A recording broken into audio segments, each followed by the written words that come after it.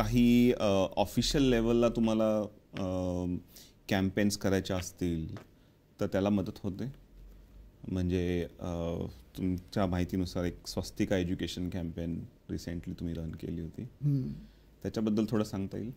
त्याच्याबद्दल मी थोडा बॅकग्राऊंड सांगतो आधी. 2021 साली कोविडमध्ये, त्यावेळेला मार्च 2021 साली एक पार्लमेंटरी कमिटीचा रिपोर्ट पब्लिश झाला 300 पानांचा, आणि त्याच्यात बायपार्टिसन होतं. लेबर लिबरल दोन्ही MPs होते, बरेचसे सिनियर स्कॉलर्स होते, आणि it was primarily based on antisemitism, म्हणजे ज्युईश लोकांचं रिलिजियस व्हिलिफिकेशन जे होतं ते का होतं आणि त्याची कारणं काय आहेत आणि त्याच्यावर उपाय काय आहेत, ह्याचा तो रिपोर्ट होता. त्याच्यावर त्या रिपोर्टमध्ये गव्हर्नमेंटला त्यांनी 36 रिकमेंडेशन्स केले. त्यातलं रिकमेंडेशन नंबर 24 जे होतं त्यात त्यांनी लिहिलं होतं की स्वस्तिका सिम्बॉल जो आहे हा शब्द वापरून ह्याला बॅन करा. Public display of Swastika should be ban and prohibited. तर आणि सप्टेंबरमध्ये साधारण एखादा पार्लमेंटरी रिपोर्ट जेव्हा पार्लमेंटमध्ये टेबल होतो तर पार्लमेंटचं ऑब्लिगेशन असतं की 6 महिन्यात त्याच्यावर निर्णय घ्यायचा. तर ते सप्टेंबरमध्ये आलं. तर सप्टेंबरमध्ये गव्हर्नमेंटने ते सगळे रेकमेंडेशन ॲक्सेप्ट केले. हे आम्हाला काहीच माहीत नव्हतं, म्हणजे जनरल हिंदू पॉप्युलेशनला काहीच माहीत नव्हतं. पण नंतर मग department of justice and community safety ज्यांनी हे सगळं ते ओव्हररन केलं होतं त्यांचा मला फोन आला की असं आहे ना, आत्ता प्रीमियर अनाऊन्स करतात संध्याकाळी की स्वस्तिकावर बॅन करणार आहे. तर मला धक्काच बसला. तर मी तिला, आता मी कॅमेऱ्यावर सांगू शकत नाही तिला काय म्हटलं, पण तुम्ही ऑब्जेक्शन घेतलं? मी सिरियस ऑब्जेक्शन घेतलं ढोबळ मारून, आणि तिला म्हटलं की तुम्ही कम्युनिटी कन्सल्टेशन केलं नाही, आमचं ऑब्जेक्शन आहे आला. आणि तुम्हाला का फोन आला? Because you are the president of Hindu काउन्सिलमुळे. आणि मग तिथून मग मोठा एक प्रवास सुरू झाला. मग तातडीनं आम्ही सगळ्या हिंदू टेम्पल्सची एक मीटिंग घेतली झूमवर, कारण तेव्हा कोविडच होता, आणि त्यांना सगळ्यांना मी ते वाचून दाखवलं की काय एक्झॅक्टली वर्डिंग आहे आणि त्याचा इम्पॅक्ट काय आहे.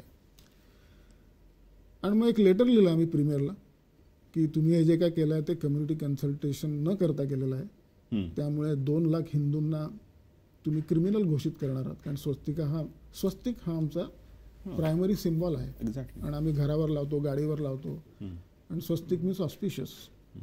काकांनी म्हणून त्यात मला खूप मदत केली. आणि मग त्याचा एक थोडासा लढा सुरू झाला. मग ते गव्हर्नमेंटला कळलं, गव्हर्नमेंटनी त्यांची थोडंसं अबाउट टर्न केलं, मग म्हणजे कम्युनिटी कन्सल्टेशन चालू करू. त्याचा फायनल परिणाम तुम्ही जो प्रश्न विचारला त्यात झाला की स्वस्तिका एज्युकेशन अँड अवेअरनेस कॅम्पेनमध्ये तो झाला. पण मग लेजिस्लेशन जेव्हा ड्राफ्ट होत होतं त्यावेळेला डिपार्टमेंट ऑफ जस्टिस बरोबर बऱ्याच मीटिंग व्हायच्या, झूम मीटिंग, सगळ्या म्हणजे मेनली ज्युईश आणि बाकीच्या धर्म, म्हणजे मी प्रत्येक मीटिंग अटेंड करायचो.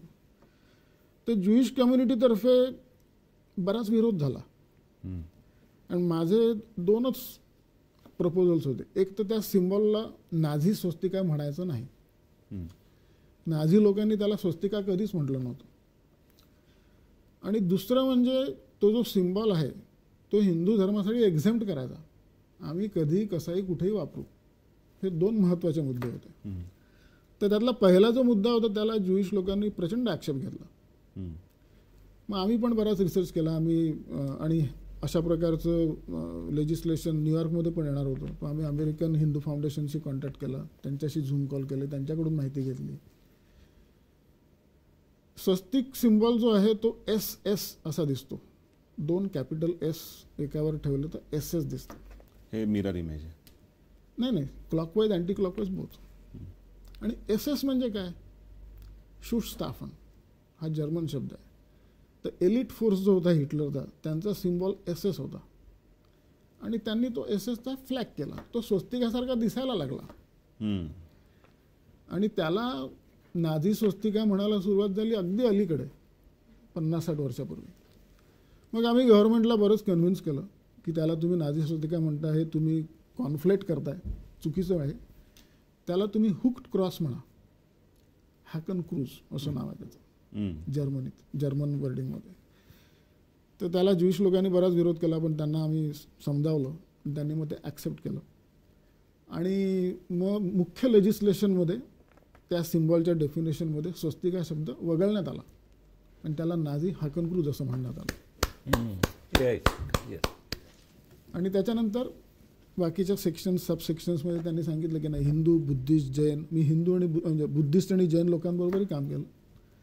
आणि मग त्यांनी सांगितलं की नाही, त्या अमुक अमुक सेक्शनच्या सेक्शन 41J2 प्रमाणे हा सिम्बॉल एक्झेम्प्ट करण्यात आला बाकीच्या धर्मांच्या युसेजसाठी.